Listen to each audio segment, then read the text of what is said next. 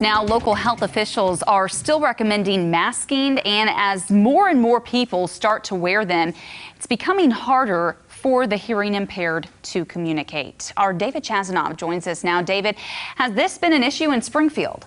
Well, Heather, yes and no. Some tell me wearing a mask has not affected them much, but for some, it's made things more difficult. So I get to take the mask off to get a drink. I'm trying to learn to speak louder, and the voice is muffled in here. Michelle Olson is a patient at Mercy Therapy Services. She's been wearing a mask in public since the pandemic began. To communicate, it's almost impossible because I feel like I'm yelling. That's part of the problem with the mask. If you talk, I'm trying to talk loud, even louder than I would normally, because I know that you probably can't hear me as well with the mask. Olson is working to overcome this challenge at therapy. They're teaching me so I can talk loud so that people can hear me.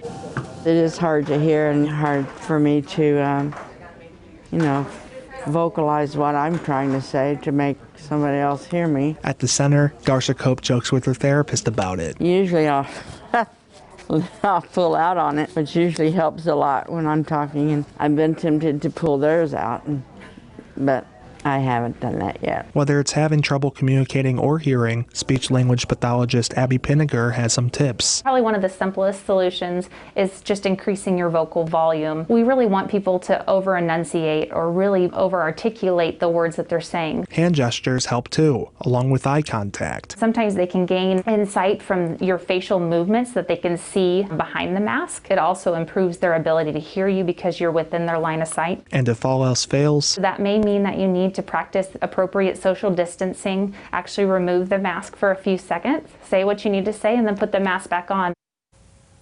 Pinniger says the most important thing to do when with someone who is hearing impaired is be patient. She says change the way you're communicating.